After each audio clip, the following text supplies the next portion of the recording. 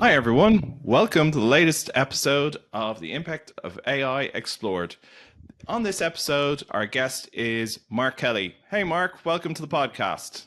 Maybe just give us a little bit of background on yourself. Yeah, sure can. James, I wear a couple of hats. I'm the co-founder of a company called Alldus. Alldus is a specialist AI staffing and cybersecurity staffing firm. We've got offices in Austin, New York, Dublin. We've been going since 2018, where I'm the chief customer officer and I'm also the founder of AI Ireland, which I also started in 2018, which showcases how AI is used on the island of Ireland. We do this through events, podcasts, and we have the AI Awards where we've had over 500 applications of applied AI on the island of Ireland. I've probably made my name from interviewing, like yourself, people who are doing really interesting things in the world of AI. Over 600 episodes now, where I talk to them about how you use AI to solve a business problem or help them to help society. What's the impact? And it's got me into this world of AI. That's my special topic, and it turns out that AI is a pretty big thing now. Yeah, You wow, don't say. 600 episodes. That's Yeah. that's impressive. We're on episodes 7. Yeah, seven. Yeah. Yeah. So we're only starting out. So really appreciate you coming on. Yeah. So yeah, we kind of our background just for your we kind of started in like most people November 2022 when ChatGPT came out. We've both worked in the end user computer sector for most of our careers, and we just kind of saw that intersection between the two and went we did a presentation at an event, and then we went on and went, well, do we want to do a bit more with this? And over a beer, we had a chat, and we did this is what Yeah. happened out of that. And So ta-da! This is where we are at the moment. Yeah. Yeah, and And you it's know been what? a That great ride up until now. and November 2022, ultimately, everything changed because OpenAI put an interface to a technology that was already there. And within 5 days, 1 million people were using it. In less than 2 months, 100 million people were signed up and using it. So no other company has ever been able to grow a scale like that. And whatever happens, they will go down as defining company for what they have done. So if there was ever a good time to jump on that rocket ship, it was then, because although there was lovely, wonderful use cases happening in the world of AI, that brought it to the masses, and they did a great job to do that. yeah, and let's talk a bit about OpenAI because they've, as always, they're in the news. But this week they talked about how most people at this stage have seen the demo of the voice and the screen sharing and all that, and everyone's been like, "When's it coming? When's it coming?" And there was an announcement this week where it basically said that it's going to alpha in July, and they're hoping to have it for the pro users in kind of fall, so October, September, October, probably. So just thinking about that, it's like, we have all these hype around these announcements, but I think you were saying, Mark, that you were listening to a podcast that they kind of backed up why they've delayed it. It's not that they're not ready to go. It's actually they're thinking responsibly about this. Well, if you look at it, we're in a world now where genuinely every 24 hours, there's some update that is reimagining the previous 2 to 3 years. The changes are so quickly. And at the start of the year, OpenAI introduced Sora, this powerful, text to video that was truly incredible. People were worried that it was going to, change Hollywood MGM style production with a prompt, and they came out and said, "Listen, we cannot release this yet. We want to find out the impact of it, and we're going to do this responsibly." So, in one way, you're kind of getting this tease of what the art of the possible could be. We don't actually get access until maybe you're a specific user. You can do that. Now, there's a big push pull here because $24 billion was invested last year into generative AI. That's a lot of money. If you look at the top 6 companies in the world now in terms of their stock price, it is all driven around AI growth, adoption, what the plans are to do it. OpenAI now have got like 3.6 billion in revenue. So they've got a mixed model between this kind of not-for-profit and profit company in one that's kind of a hodgepodge that they're trying to probably figure out internally on how best to use it. So in one way, we really want to get access to all these products and services when they are imperfect, but you don't.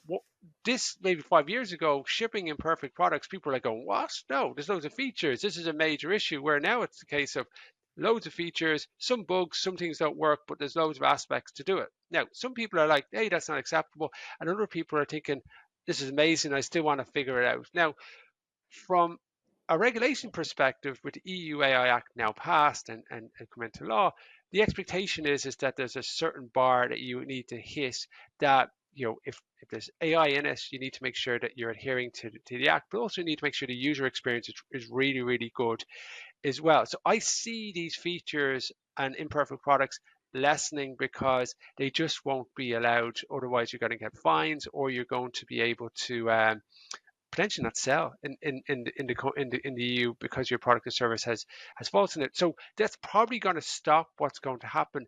But when speaking in Aspen, I think it was 48 hours ago, Sam Altman, CEO and co-founder of OpenAI, said, listen, we won't go too far if we feel this product or service isn't ready for the market. And I actually genuinely believe what they're saying there, because they've probably got to a point now where some of the things that they're doing, let's say voice cloning, now they've openly said we're not going to do voice clone, but voice clone now, you've got Joe Biden's voice, perfect, ringing the electorate saying you don't bother coming out for the votes. Video avatars, you pay $20,000 to Synthesia, you will have a perfect indistinguishable avatar. So suddenly this is now a technology that's in the grasp of hands of everybody. And the benefit of that is you can do incredible tools, marketing, social media, training and development, education, Khan Academy, incredible stuff. On the downside, you've got deep fakes where they're taking money, $25 million from kind of fund accountants in Hong Kong. So you don't quite know which way it is going to go. I think there's going to be some type of balance, but from a customer perspective or a company perspective, the CEO have got a due diligence to drive revenue, and they're under pressure to have some AI product or service, and they need to get that out to the market, because otherwise the board is saying, well, what's your AI strategy? How do you take our business forward? Because every company now needs to have an AI strategy.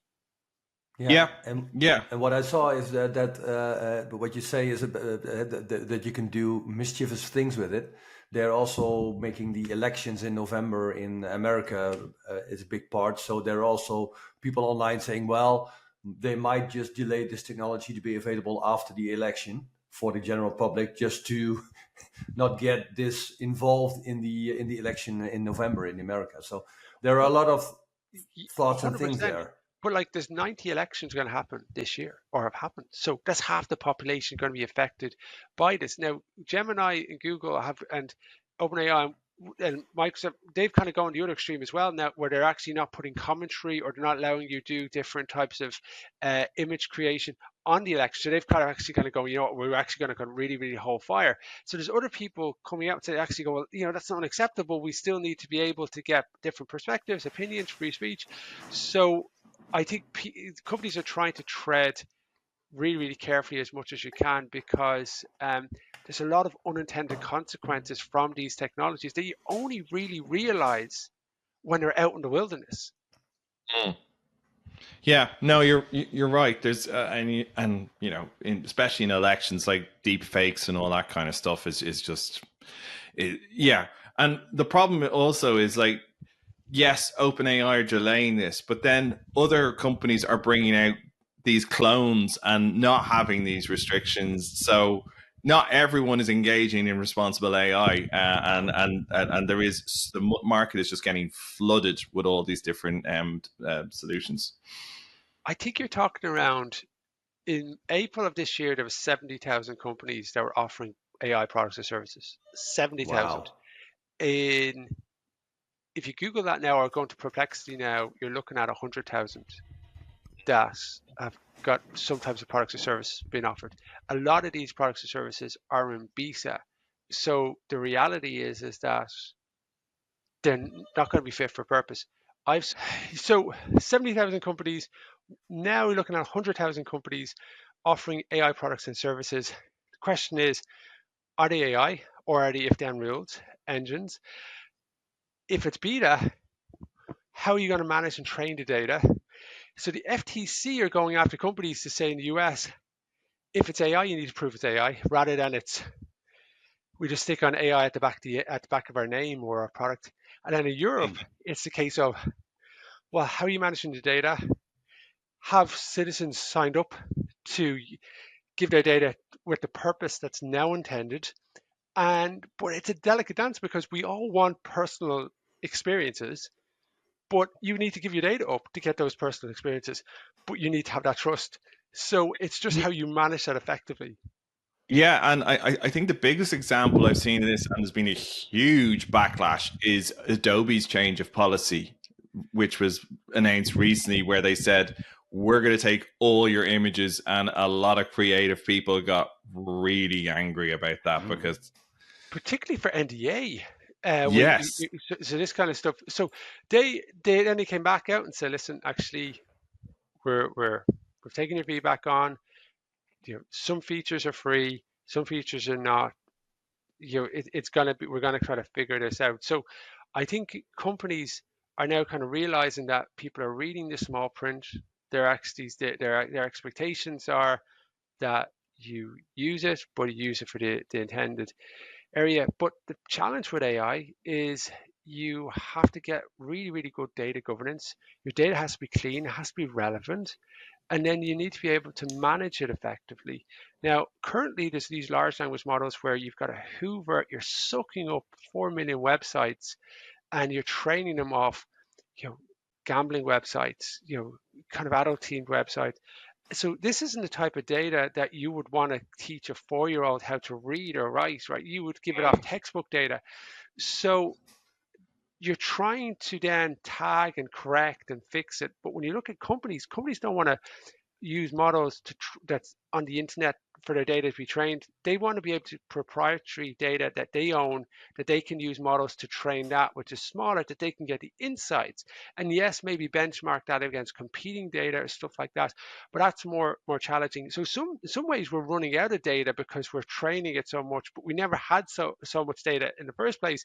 But then you've got this synthetic data where you can look at insights from data and actually go, well, actually we can come up with new imagined data that's still very relevant to the existing data that we have, but we can train the models on that because it's fit for purpose. So then you're creating the kind of data to train your model specifically in your case, your industry, your problem to solve. And then that's a new area. So this is where the kind of small language models, and Microsoft probably came out the leaders in this, is their 5.2, 5.3, where you can use small language models on your mobile phone. And this is where Apple Intelligence and Apple is really driving it, that they're saying, listen, you don't need to have all your data on the cloud. You can have it on your device. It's nice and secure. It's personal to you. And it's almost like having that kind of calculator, but for a large language model on your device. And this seems to be really, really exciting. But when do we get access to this? It could be 12, 16 months away. So again, you're getting the tease. Stock price probably gets a hit, but then you're thinking, well, actually, when do we get it in our hand? Yeah, and that's the reason because of that's what Apple said. We will lose it in the US, but not in Europe because of regulations.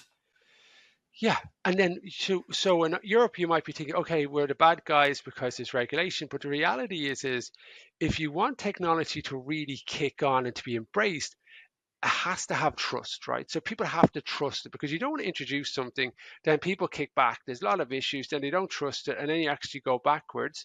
But if you get the regulation right, you got trust right, people use it, they feel comfortable with it, they know the intentions, there's transparency about bringing it to market. You've got long-term goals. But it's funny because people and talk. I'll just finish it. People talk about the US not being. People talk about the US not being as regulated. Linda Can, they're aggressively going after companies saying, listen, actually, you're not doing this right. 40 out of 50 states are introducing regulation for AI. So in one way, Europe might be seen as this more kind of regulatory conservative, but actually the actions from the US seem to be more focused on, we're going to actually go after you if you break these infringements. Yeah, and I was just going to mention, you were talking about trust. Like, Microsoft obviously came out with recall and had to, do a total recall on it because because of trust issues.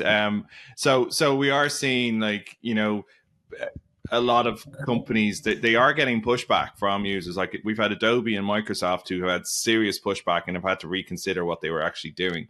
So there is a lot of power with people as well, and companies do seem to be, to a certain extent, listening as well when they get serious pushback. Yeah, and I think you're going to get feedback all the time, and the pressure to try to deliver innovations to the marketplace, and then you're going to get pushback to say, actually, this isn't working, this isn't. I kind of see that because the users now are starting to become a lot more savvy about the applications and how you can use it. They're going to have a lot more thoughts and opinions of that. And previously, it was probably maybe 2 years, 3 years, 5 years where you actually knew the impact of the technology. But now people are actually starting to really understand how to use them quickly. And there's a lot more of a social voice to talk about, okay, we need to tweak this, you need to give feedback on it. But I think a lot of the big tech companies go to regulators and go, this needs to be regulated because we see how this could be put into the wrong hands. Yeah, no, that's very true. So one of the things we wanted to talk to today was about, there's a lot of kind of scaremongering hype around, like, there's a phrase that's going around, is basically, people are worried about AI taking their jobs, whereas the phrase I've kind of heard is more like, AI won't take your job. Someone who utilizes AI will take your job. So, I think it's like anything, it's an evolution, and there is a human interaction needed with AI. It shouldn't just be left to its own devices. So ultimately, AI is just another enabler, right? Another technology enabler to be more productive. Mm. And my kind of take on this is that you can choose not to use AI in your day-to-day work. That's totally fine. And you can make that choice. I had a person yesterday say, listen, I just don't want to use it. And I said, absolutely no worries. But you need to understand what's the potential to use it and then still determine if you don't want to use it. But if your colleagues are getting promoted and your colleagues are finishing work at 5 o'clock each day and you're finishing work at 6:30, or that's the difference between having a glass of wine on a Friday at 5 o'clock or you working over the weekend, logging in, and we all know that difference. So if you're willing to do that and feel comfortable with it, I totally respect that. But if we look at some of the surveys and we look at some of the feedback, the Microsoft surveys showed 31 countries in May of this year, 31,000 people. 76% of people, employees, are using some type of AI products or services within their company. 46% of them has been increased since the last 6 months. So what we're finding is people are starting to use it, but there's still the kind of the shadow ChatGPT culture Yeah. where companies Yeah. haven't got an AI policy, so employees don't know where they stand with it. There's remote work where 3 days a week they might be in the office, 2 days not, where they can kind of do what they want in terms of using product services. So when we look at the HubSpot survey feedback that came out in June this year, the vast majority of people in marketing were saving 2.5 hours a day just using these off-the-shelf products. Now, 2.5 hours a day over a month, over a year, that's a sizable amount of time. So, for example, using for landing page, content creation. But the biggest thing that you were using for marketing was actually coming up with idea generating with the AI. So here's the thoughts, here's the outcome we want. What do you think? How could we flesh this out? What's our focus group? Who should we go after? So it's helping you curate this idea. So some people are going to be ready to do this, and some people are going to be like, well, hold on, I need to see it in action. My experience though is when you start to show people a few little basic actions of it, get them using some of these products or services themselves, they pull up the sleeves and go, I'm all in, because they can see the productivity areas. But that's not to say they're perfect, because you still need to do effective prompts. You still need to be able to refine, but it's a very, very good starting place to work in. So the challenge you have then is employers have to get their people trained up the next 6 months, because that's an EU directive to say your people have to be trained up in AI in the next 6 months. So that's something that people are not aware of. Second thing is you Oh, need I wasn't aware of that. No. so you need to get that. Second is you need to have some type of AI policy, because people are thinking, well, we're not really using AI. So, well, you are, because we know statistics are showing that you've got to shut out ChatGPT. They're using it. Mm-hmm. They're putting sensitive data into something that is being trained on. So what happens if Yep. there's a breach? What's the customer experience? And at least if you have a policy, you can say, listen, here's our intentions. This is what we do. Sign up. So there's the expectation. People need to be on that journey. And then there's also the element of the bar being raised. Customers' experience and expectations have now increased, because if you think about it, we're all probably watching Netflix on our phone. We're probably ordering an Uber Eats. We're buying things on Amazon or maybe Zalando, for example. So our digital experience is there. So if you're walking into a company and you're pushing paper, you're actually saying, well, this isn't really something I want to continue. And the feedback is showing from the surveys is that if your manager or your colleagues aren't really using technology, you're more likely to leave the company. So I see for an employer a huge opportunity to become an employer of choice by being more innovative with technology and actually giving people better tools to do more impactful work. The other thing that I'm seeing in what's happening is, and people probably may not be seeing this, is older people are getting into work, coming back into work. So if you imagine you're 65, you're 70, you don't want to retire fully. Maybe you want to do 1 or 2 days a week in the office. Well, you can use all these tools and prompts to get faster outcomes as a technology. So let me give you an example. My mom's a tour guide. So she uses ChatGPT to help her create posts for her itineraries, helps her create social media posts, images using Canva. Again, very, very basic, but saves her 5 hours a week where she didn't have to do it before. And she knows what she wants. She just tells the technology to do it. Or my brother's electrician, speech to invoice. So he just does the invoice, he says it and sends it. So again, he's saving time and energy, not reinventing the wheel, but that'll probably save him 5 hours a week. And that's the difference between him having to log in on a Sunday morning to do all his invoices and accounts, Yeah. rather than he's doing it on the fly. Yeah. And another example I have, my wife is an academic, and she hadn't really used ChatGPT, but she was at an event this week, and they scanned in some documents and were able to, it was a handwritten document, so they were able to guess the context, and then it saved her so much time. Usually she would have to go through it and write it out or whatever. And she's only discovering that now. Like, I've been talking about it because, I work obviously in tech. So I've been using it for ages. And she's like, I must look at this. And then I also, we were doing things with, we were actually helping my daughter with a school project. She needed some images. I just put in a prompt and I brought it up. It was like a rainbow castle with a dark specific door, and she was like delighted with herself.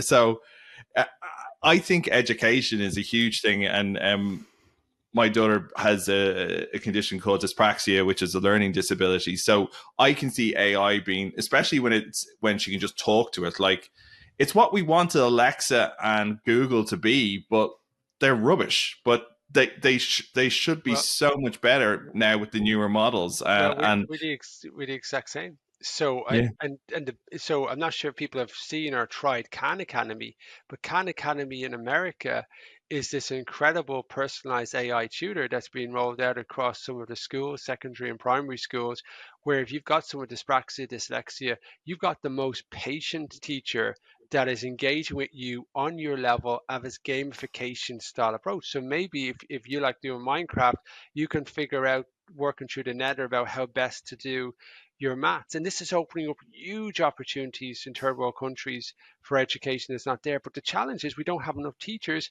to be able to roll out these semesters. They're under more pressure. Amazing how it can help with lesson plans. So there's incredible opportunities to do it. But what you really have to do is stick to your lane, your use cases. If you stick to your use cases and your lane, you're going to gain so much value from that. And then those extra nuggets of productivity, you're going to be inspired to help more people. And it's usually the water cooler moments where you're saying, did you know that James has actually saved himself 5 hours this week? He's playing golf on Friday at 4 because he's doing this. And then people are like, actually, I want to get more of that action. Yeah. How can I have that? And on a previous podcast, we did talk about what happens with the productivity gains. Like, you know, is it more free time or what happens with it? Yeah, exactly. Yeah, well, what we're seeing is, and again, if we go back to Microsoft, 60% of their code, and it could be more, that was at the start of the year, is written by AI. So the engineers are writing less code in some ways, but they're able to check it because they can verify it, but more features, better work. So the bar keeps raising.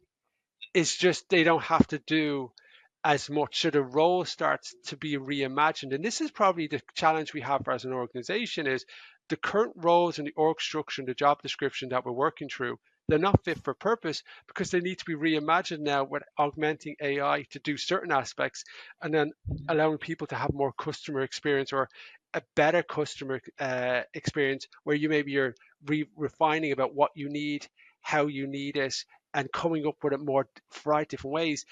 I just spent a little bit of time with Anthropic this week, 3.5 Sonnet, and again, and I love OpenAI's ChatGPT 4.0, but when I'm working the Sonnet, I'm just amazed by how quickly it can create websites. It can take PDFs that are really, really 100-page boring documents and turn them into these interactive one-pagers, all in a prompt. So Am I right in everything saying Sonnet doesn't have internet access though? Is that so right? What Sonic couldn't do for me was go onto websites Yeah. in real time, but what it could do is the other stuff where you're doing it on the fly, you're giving it prompts and information. So this is again the most basic level. I can only imagine what it's going to be like in 6 to 9 months. Yeah. So Yeah. if you look at the evolving of our jobs in our new job description, there is going to be an implicit requirement. You have to have experience using these and these AI models. That's something that's going to come in the future. Yeah, and again, you want to start small. And what I say to people is 5 minutes a day. So set it on your watch, 5 minutes. Try something that's related to you. So let's say it's marketing, it's Canva, 5 minutes a day or equivalent product. And then you do one feature.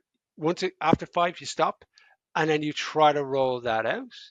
And suddenly, by the end of a week, end of a month, you've got maybe 6, 7 use cases. You're saving yourself some time. You're feeling a little bit more comfortable.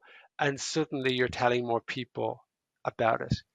And that's perfect. If you Yeah. just did that, that's a lovely way to be. Where I'm worried about, it's like, that's not my bag. I don't want to look into this or AI. And they listen to the hype, they listen to the BS, and they don't want to try some of these things out. And I think they're really missing out on a trick. Yeah, we had on our previous podcast we had someone who's from our industry, from end user computing, who's making the jump over to workplace AI, and he said, like, you know, again what you said, like he did a Google search for all the kind of mentions of AI, and it was like in the billions, and it's like, and then he had a slide and it said, you cannot become an AI expert. It's impossible. Anyone who claims, you know, they're an expert, it's. But as you said, and this is what he said as well. Start small. Just try, like you said, the 5 minutes. Do something like that. Just test it out. See how you feel about it. But again, going back to what you said earlier, the data is so important. Like if you, we were talking about it before, like if you don't have your data locked down and you know, what's the CEO's salary? Oh dear.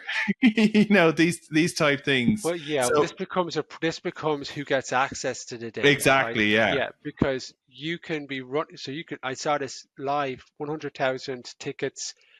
They were doing incredible analysis, how the tickets came about, what was the symptoms of them, what was the impact. Beautiful dashboard. You could show all the analysis, but then they were like, why is Mark got 24 days holiday and my colleagues got 26?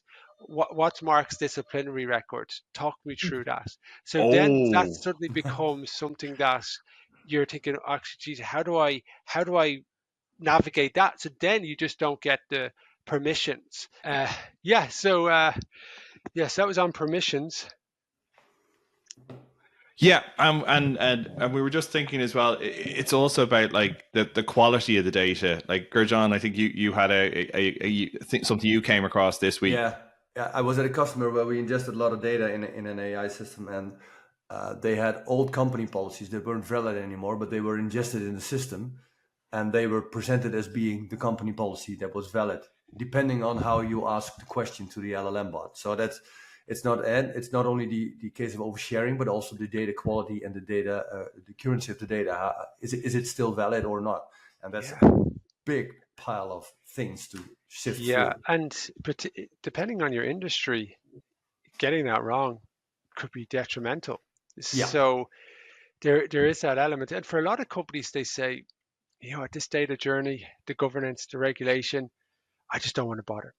So they'll do the research phase, they'll look at deployment, and they're actually thinking, you know what, I'm not going to bother. But if you're going to buy a product or a service that's using AI in it, you really need to understand what are you signing yourself up to, and you need to figure out if that's the journey you need to go on, because everybody is kind of connected now.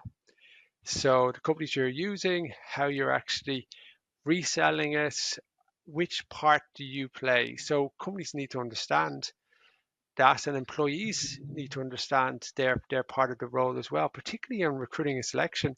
If you're using any of these video generated interviews where an AI is asking you questions and responding, now you need to have a really, really clear line of why did you say no to that candidate, or why did you not progress that candidate? And then also the CVs that are getting sent across for interview, they're being screened from an AI whether or not they could do that.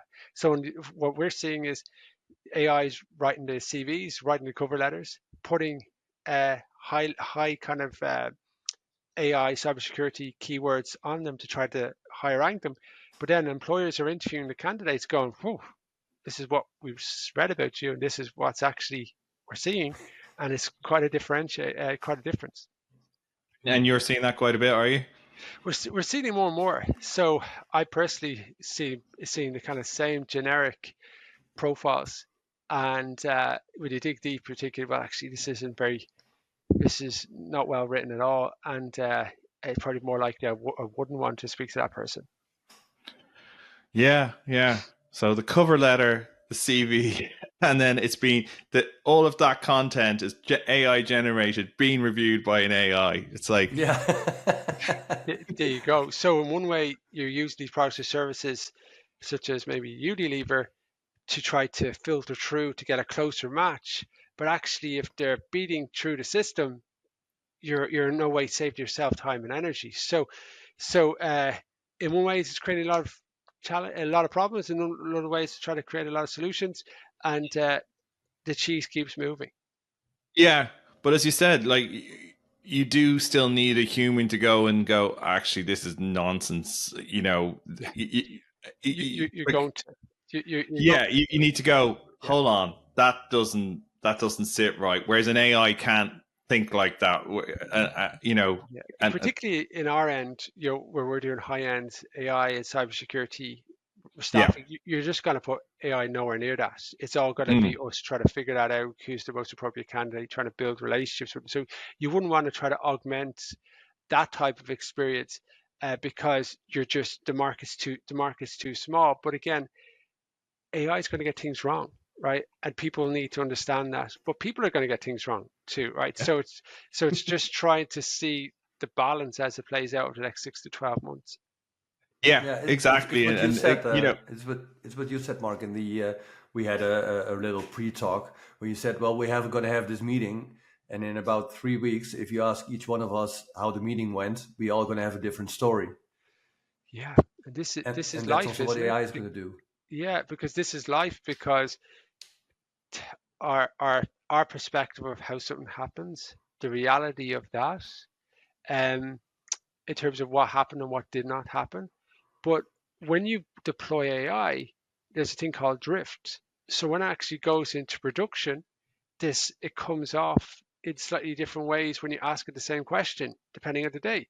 So that's okay if it's 36 degrees, but it's really 37. But if you're looking at you're getting a cancer diagnosis, or you're actually looking to determine if it's benign or malignant, you don't want that type of response, right? So you're still trying to figure it out, and this is where you're having very transparent, explainable AI models that people can understand how the decisions are made. Because if you ask people who are the top experts in the world of AI across their area, it's very, very hard for them to explain what's happening under the hood with a lot of these neural nets in terms of how it's making decisions. They'll get very close, but it's still very, very hard to actually explain that. Yeah. It's all very interesting and exciting stuff. So Mark, just to kind of to wrap up, I have to ask. I saw recently you had a couple of articles in the Irish Independent, which is one of our national newspapers. How was that as a moment in kind of, we all say we work in tech and our friends and family have no idea what we do, and then you have an article in a newspaper. It must have been pretty special. Do you know, it's kind of funny because I've been doing this in the world for 6 years now, and I've had kind of articles in the Sunday Times, Irish Times and Independent, and things like that. And then when people are actually reading it and sending you messages going, hey, I read this and it's really cool, it's great because they get to know some of the things that you're doing. But personally, I probably would have wanted that to happen 6 years ago when I was doing it. So now it's kind of like, well, I've been doing it 6 years, so it doesn't really have the same kind of impact. But it is, listen, don't get me wrong, it's still lovely when your mum gives you a phone call and says, hey, you should have said this. But usually when my mum gives me a call, it's because I'm on the radio and I'm speaking too fast. So she'll usually say that to me rather than anything good. She'll say, slow down, and are you eating enough food or sleeping because you look really tired? So they're usually the things that come out of my conversations, rather Typical than Irish mother response. rather than well done, So yeah, so that's the truth of the matter. Mark, this has been really excellent, and thank you so much for joining us. It's really cool. You mentioned about AI Ireland. If people want to find out more about that, do you guys have a website or? Yeah, so simplest way, go to aiireland.ie or just stick AI into Google, will probably come up number one, and say there's 150 episodes from companies big and small that talk about how they use AI. Really, really, really, really straightforward. And then the AI Awards on the 26th November. There's going to be 12 categories for 4 finalists, 48 applied applications of AI in action. And what's lovely about our awards, which is on the Marker Hotel on the 26th November, is each finalist has a 45-second video that says, this is the company, this is the problem we've tried to solve, and this is how we used AI to do it. So if you turn up, you get to see those 48 case studies live. So then you walk away inspired with applied examples. So that's what I really, really love about what we do and how we've made it kind of different. So you're listening, more than welcome to try to grab a ticket to attend that. And then we kind of run different kind of events throughout the year as well. But again, best piece of advice, read some of the blogs or read a couple of the articles. And then if they want some idiot's guides to AI, our books are there available that literally show how AI is used across business, finance, healthcare, with several hundred use cases. So rather than you're actually going in and go, well, that's the theory, what's the use cases? We do a lot of basic use case because we want to bring that to life as well. So loads of content. But as I said before, James, 5 minutes a day in your wheelhouse of what you do. That's all you need. Stay away from the hype cycle. Just spend time on how it can impact your job, and you'll find wonderful applications for that. Yeah, exactly. And ask your company what AI tools you should be using, just to be on the safe side. Well, exactly. Ask your company, but also don't feel scared to come to your company and say, listen, this is a product. I think we could use this. I see there's some wonderful benefits of it. Could we trial it out? Right. And having that open, transparent conversation is the way to go. Exactly. Yep. Yeah. Perfect. Well, Mark, again, thank you so much. This has been the impact of AI explored. Thanks very much. Thanks, Everyone. guys. See you next time. See you soon. Bye. Bye. Bye.